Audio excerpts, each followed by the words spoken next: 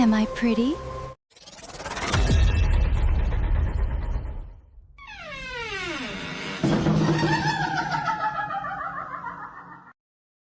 நீங்கள் நைட் டைமில் ஒரு ஆள் நடமாட்டமே இல்லாத ஒரு ரோட்டில் போகிறீங்க. அப்படி ஆள் நடமாட்டமே இல்லாத அந்த ரோட்டில் ஸ்ட்ரீட் லைட்டோட வெளிச்சமும் கொஞ்சம் கம்மியாக தான் இருக்குது. அப்படி அந்த ஸ்ட்ரீட் லைட்டு கீழே ஒரு பெண்மணி நிற்கிறாங்க. அந்த பெண்மணி பார்க்குறதுக்கு உயரமாகவும் ஒரு வெள்ளை கலர் கோட் போட்டு மூஞ்சில் சர்ஜிக்கல் மாஸ்க்கும் போட்டிருக்காங்க. அப்படி மாஸ்க்லாம் போட்டுட்டு அந்த பெண்மணி நின்று உங்களை பார்க்குறாங்க. உங்களை பார்த்து நான் அழகாக இருக்கேனா, அதாவது am I beautiful அப்படின்னு உங்களை பார்த்து கேட்குறாங்க. Am I pretty?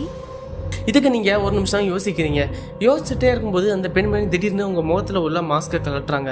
அப்படி மாஸ்க்கை கலட்டினோடனே அவங்க முகத்தை பார்க்குறதுக்கு இந்த காதுல இருந்து இந்த காது வரைக்கும் அப்படியே எதாவது கத்தியை வச்சு கிழிச்ச மாதிரி வாய் கிழிஞ்ச நிலைமையில கொடூரமாக நிற்கிறாங்க. இந்த ஒரு உருவத்தை பார்த்ததுக்கப்புறம் உங்களோட ரியாக்ஷன் என்னவா இருக்கும் அதை மறக்காம கமெண்ட்ல சொல்லுங்கள். அப்படி அந்த கொடூரமான உருவத்தை பார்த்ததுக்கு அப்புறமும் அந்த பேய் உங்கள்கிட்ட கேட்குது, இப்போ நான் அழகாக இருக்கேனா அப்படின்னு கேட்குது. அதுக்கு நீங்கள் என்ன பதில் சொல்லுவீங்க மறக்காமல் கமெண்ட்டில் சொல்லுங்கள். அப்படி என்ன பதில் சொன்னாலும் அந்த பேய் அங்கனே உங்களை கொன்றும் அப்படின்னு சொன்னால் உங்களால் நம்ப முடியுதா? அப்படி ஜப்பானில் நடந்த ஒரு சுவாரஸ்யமான திகில் சம்பவத்தை பற்றி தான் இன்னைக்கு இந்த வீடியோவில் பார்க்க போகிறோம். வீடியோக்குள்ளே போகிறதுக்கு முன்னாடி நீங்கள் நம்ம சேனலை இப்போ தான் ஃபஸ்ட் டைம் பார்க்குறீங்கன்னா நம்ம சேனலை மறக்காமல் சப்ஸ்கிரைப் பண்ணிக்கோங்க. அப்படி உங்கள் வாழ்க்கையில் ஏதாவது திகில் சம்பவங்கள் நடந்துச்சுன்னா அதை நம்ம இன்ஸ்டாகிராம் பேஜ் இல்லைனா இமெயில் ஐடி மூலமாக உங்களுக்கு நடந்த சம்பவத்தை எனக்கு நீங்கள் ஷேர் பண்ணுங்கள். அப்படி நீங்கள் ஷேர் பண்ணுற அந்த சம்பவம் த்ரில்லிங்காக இருந்துச்சுன்னா கண்டிப்பாக நம்ம சேனலில் போஸ்ட் பண்ணுறேன். ஓகே, வாங்க வீடியோக்குள்ளே போகலாம்.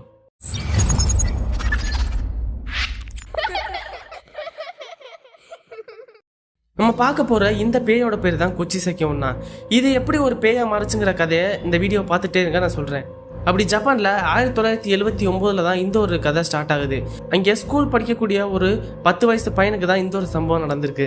அப்படி ஸ்கூலுக்கெல்லாம் போயிட்டு அந்த பையனோட வாழ்க்கை நார்மலாக ஜாலியாக தான் போயிட்டு இருந்திருக்கு. ஆனால் அப்படி ஒரு நாள் அந்த பையன் ஸ்கூல் போயிட்டு வீட்டுக்கு வந்திருக்கான். அப்படி வீட்டுக்கு வந்தால் அந்த பையன்கிட்ட அவங்க அம்மா காசை கொடுத்து இந்த மாதிரி கடைக்கு போய் ஒரு சில ஜாமான்லாம் வாங்கிட்டு வா அப்படின்ட்டு அந்த பையன்கிட்ட காசு கொடுக்குறாங்க. அந்த பையனும் காசெல்லாம் வாங்கிட்டு கடைக்கு கிளம்புறான். அப்படி கிளம்பக்கூடிய அந்த டைம் பார்த்தீங்கன்னா அரௌண்ட் ஒரு 6 to 7 மணி இந்த மாதிரி டயத்தெல்லாம் அந்த பையன் கிளம்புறான். அப்படி 6 to 7 மணி அந்த ஒரு டைம் எப்படி இருக்கும்னு உங்களுக்குலாம் தெரியும். அதாவது ரொம்ப இருட்டும் ஆகாமல், அதாவது வெளிச்சமும் போகாமல் ஒரு மாதிரி இருக்கும்ல, அந்த மாதிரி டைமில் தான் இந்த பையன் கடைக்கு கிளம்புறான். கடைக்கெல்லாம் போயிட்டு ஜாமான்லாம் வாங்கிட்டு திரும்பி வீட்டுக்கு வந்துட்டு இருக்கான். அப்படி வரும்போது அங்கே ஒரு நாய் இருக்கிறத பார்க்குறான். அந்த நாய் வழக்கமாக இவங்கிட்ட ஸ்கூல்லாம் போயிட்டு வரும்போது நல்லா தான் பாசமாக பழகும்.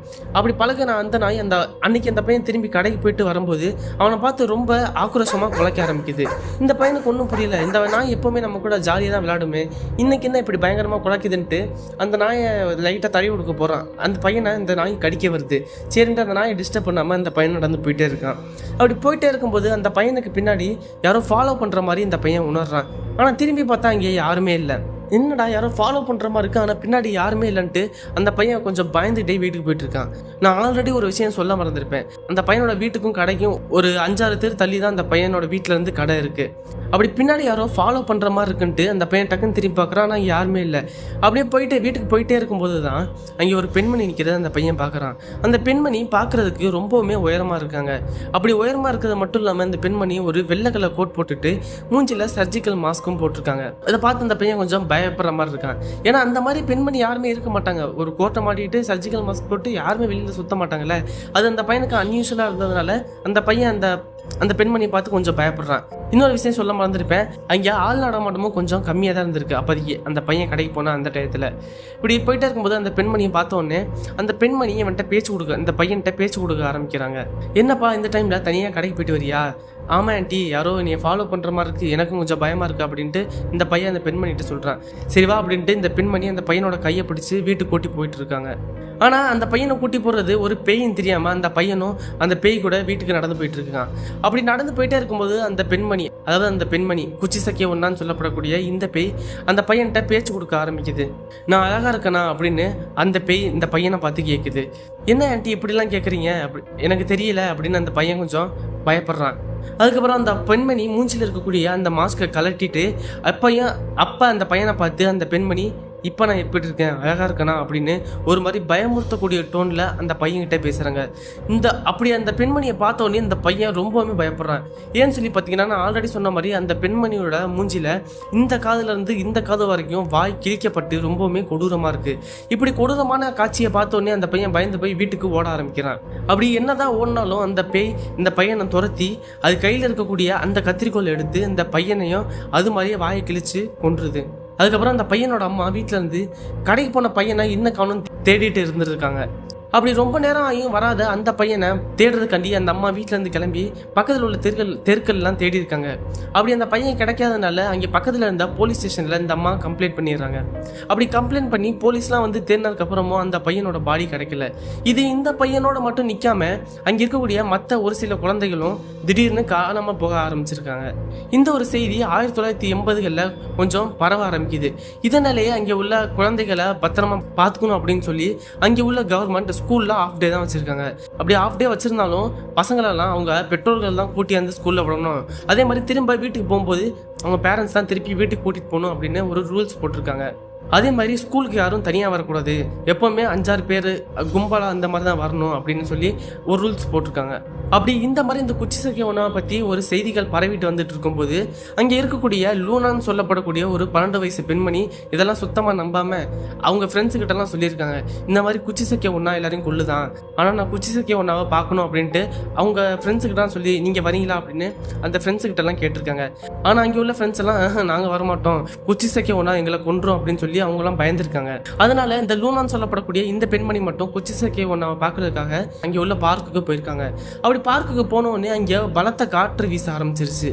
அங்கே உள்ள ஊஞ்சலும் ஆளே இல்லாமல் ரொம்ப தூரம் ஆடி இருக்கு. அப்படி குச்சி சக்கிய ஒன்றை பார்க்கணுன்னு போன அந்த பெண்மணிக்கு அங்கே யாருமே தென்படலை. அவங்களும் தேடி பார்த்துருக்காங்க குச்சி சக்கிய ஒன்று இங்கே இருக்குமா அங்கே இருக்குமான்னு, ஆனால் அங்கே யாருமே இல்லை. சரி அது சும்மா இது வெறும் கட்டுக்கதை தான் போல இருக்கு அப்படின்ட்டு அந்த லூனான் அப்படின்ற அந்த பெண்மணியும் அங்கேருந்து கிளம்புறாங்க. அப்படி கிளம்பும்போது தான் அந்த கேட்டுக்கிட்ட யாரோ நிற்கிற மாதிரியே அந்த பெண்மணி பார்க்குறாங்க. யாரும் அங்கே நிற்கிறா அப்படின்னு பார்க்கும்போது தான் அது குச்சி சக்கிய ஒன்றா வெள்ளை கலர் கோட்டு போட்டு மூஞ்சில் சர்ஜிக்கல் மாஸ்க்லாம் போட்டு நின்றுட்டு இருக்கு. அப்படி நிற்கக்கூடிய அந்த பேய் இந்த லூனாட்ட பேச்சு கொடுக்க ஆரம்பிக்குது. நான் பார்க்க அழகா இருக்கனா அப்படின்னு கேட்க ஆரம்பிக்குது. இதை கேட்டவொடனே இந்த லூனாவுக்கும் கொஞ்சம் பயம் வர ஆரம்பிச்சிச்சு. ஏன்னா ஒரு நைட் டைம்ல இந்த மாதிரி யாராவது கேட்டால் நமக்கு அன்யூஷுவலாக இருக்கும்ல, அதாவது பயம் வர ஆரம்பிக்கும்ல. அதனால இந்த லூனாவுக்கும் கொஞ்சம் பயம் வர ஆரம்பிச்சு தப்பிச்சு ஓட பார்த்துருக்கு. ஆனால் அந்த குச்சி சக்கிய ஒன்றான்னு சொல்லப்படக்கூடிய அந்த பேய் நின்று நான் அழகா இருக்கேனா சொல்லு சொல்லு அப்படின்னு அந்த பெண்மணியை பயமுறுத்துற மாதிரி பேசியிருக்கு. இதை கேட்ட லூனாவும் எந்த பதிலும் சொல்லாமல் அமைதியாக இருக்கா. அப்படி அமைதியாக இருக்கும்போது திடீர்னு அங்கே ஒரு கார் வருது. காரில் இருந்து ஒரு கப்பிள்ஸ் இறங்கி வராங்க. இதை பார்த்த அந்த குச்சி சக்கிய ஒன்றா டக்குன்னு அந்த லூனாவோட வாயை பொத்தி அங்கே இருக்கக்கூடிய ஒரு மரத்துக்கு பின்னாடி கூட்டி போயிடுச்சு. அப்படி அந்த கப்பிள்ஸ் அங்கே உட்காந்து ரொமான்ஸ் பண்ணிக்கிட்டு அங்கே ஒரு பெஞ்ச் இருக்குது, அந்த பெஞ்சில் உட்காந்துருக்காங்க. அப்படி அந்த கப்பிள்ஸ் உட்காந்து பேசிகிட்டே இருக்கும்போது பின்னாடி இருந்து யாரும் முணங்குற மாதிரி அந்த கப்பிள்ஸ்க்கு சவுண்டு கேட்டிருக்கு. ஆனால் அவங்களுக்கு அப்போ கிளியராக கேட்கல. பின்னாடி இருந்து அந்த குச்சி சக்கிய ஒன்றா அந்த லூனான்ற பொண்ணுகிட்ட நான் உன்னைய கொல்லுவேன், நான் உன்னைய கொல்லாமல் விட மாட்டேன் அப்படின்னு சொல்லிட்டு இருக்கு. அப்படி அந்த குச்சி சக்கிய ஒன்றா இந்த லூனான்ற பொண்ணோட வாயை பொத்திட்டு இருக்கும்போது இந்த பொண்ணு டக்குன்னு அந்த குச்சி சக்கிய ஒன்றாட்ட இருக்கக்கூடிய கத்திரிக்கோள் எடுத்து டக்குன்னு அந்த குச்சி சக்கிய ஒன்றை காலிலே குத்திடுது. காலில் குத்திட்டு டக்குன்னு அந்த கப்பிள்ஸ் பக்கத்தில் இந்த லூனா பொண்ணு ஓடி போய் இந்த மாதிரி அங்கே குச்சி சக்கிய ஒன்றா நிற்கிது வாங்க அப்படின்னு அந்த கப்பிள்ஸையும் கூப்பிட்றாங்க. ஆனால் அப்போ போய் அங்கே மரத்துக்கிட்ட பார்க்கும்போது அங்கே குச்சி சக்கிய ஒன்றா இல்லை. அந்த கபிள்ஸ் அந்த லூனான்ற பெண்மணியை கொண்ட அவங்க வீட்டில் விட்டுறாங்க. ஆனால் வீட்டில் விட்டதுக்கப்புறம் அந்த குச்சி சக்கிய ஒன்றா நைட் டைமில் போய் அந்த லூனான்ற பொண்ணை அங்கேயே கொண்டுருது கொடூரமாக. அதாவது இந்த குச்சி சக்கிய ஒன்றா எப்படி அதோட காது இந்த காதுலேருந்து இந்த காது வரைக்கும் வாய் கிழிஞ்சு போய் இறந்து போச்சு, அதே மாதிரி அந்த லூனான்ற பொண்ணையும் கொன்றுச்சு. எதுக்காக குச்சி சக்கிய ஒன்றா மக்களெல்லாம் கொடூரமாக கொலை பண்ணுது அப்படின்ட்டு பார்ப்போம். ஒரு சில நூற்றாண்டுகள் முன்னாடி போனோம்னா கிட்டத்தட்ட 1700களில் தான் இந்த ஒரு கதை நடந்திருக்கு. குச்சி சக்கிய ஒன்றான்ற இந்த பெண்மணி ஜப்பானில் உள்ள ஒரு குறிப்பிட்ட நகரத்தில் தான் வாழ்ந்துட்டு இருந்திருக்காங்க. அப்படி இந்த பெண்மணி பார்க்குறதுக்கு ரொம்பவுமே அழகாக இருப்பாங்க, ரொம்பவே அழகாக இருப்பாங்க. அப்படி அழகாக இருக்கக்கூடிய இந்த பெண்மணி ஒரு சோல்ஜரை கல்யாணம் பண்ணிக்கிறாங்க. அதாவது இந்த போருக்கெல்லாம் போவாங்க பார்த்தீங்களா, அந்த மாதிரி ஒரு சோல்ஜரை கல்யாணம் பண்ணிக்கிறாங்க. ஆனால் அந்த சோல்ஜர் பார்த்தீங்கன்னா சந்தேக புத்தியோடு இருக்கக்கூடியவர். குச்சி சக்கிய ஒன்றா இவ்வளோ அழகாக இருக்கா, கண்டிப்பாக அவளுக்கு யாருடைய தொடர்பு இருக்கும் அப்படின்னு அந்த மாதிரி நினைக்கக்கூடிய ஒரு ஆள். அப்படி இவங்களோட வாழ்க்கை கொஞ்சம் ஓரளவு சந்தோஷமாக தான் போயிட்டு இருந்திருக்கு. அப்போ அங்கே உள்ள மன்னர் அங்கே உள்ள மக்களுக்கெல்லாம் ஒரு அறிக்கை விடுறாரு. அதாவது போர் நடக்க போகுது, ஒவ்வொரு வீட்டில் இருக்கக்கூடிய ஒரு ஆண்மகன் மட்டும் போரில் வந்து கலந்துக்கணும் அப்படின்ட்டு அங்கே உள்ள மக்களுக்கெல்லாம் ஒரு அறிக்கை விடுறாரு. அதனால இந்த குச்சி சக்கிய ஒன்றா வீட்டில் ஆண்மகன் இவர் மட்டும் அந்த கணவர் மட்டும் தானே இருக்காரு. அதனால அவர் போருக்கு கிளம்புறாரு. அப்படி போருக்கு கிளம்பி போய் ஒரு சில மாதங்கள்லாம் கழிச்சு திரும்பி வராரு. அப்படி வரதுக்கு முன்னாடியே இவர் காதுகளுக்கு ஒரு சில விஷயங்கள்லாம் வந்திருக்கு. இந்த மாதிரி உன் மனைவி ஒரு சில பேரோட கள்ள தொடர்பில் இருக்காங்க அப்படின்ட்டு இவருக்கு ஒரு சில விஷயங்கள்லாம் தெரிய வந்திருக்கு.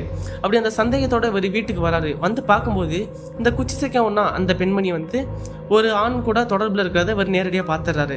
அப்படி நேரடியாக பார்த்த உடனே அவருக்கு ரொம்ப கோபம் வந்துருச்சு.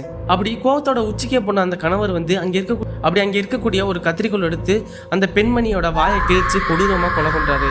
இந்த ஒரு காரணத்தினால தான் கணவரே என்னை கொண்டுட்டாரு அப்படிங்கிற ஒரு கடும் கோபத்தினால தான் இந்த பெண்மணி குச்சி சைக்கியம் ஒன்றா அப்படின்னு சொல்லப்படக்கூடிய ஒரு கொடூரமான பேயை மாறி இருக்காங்க.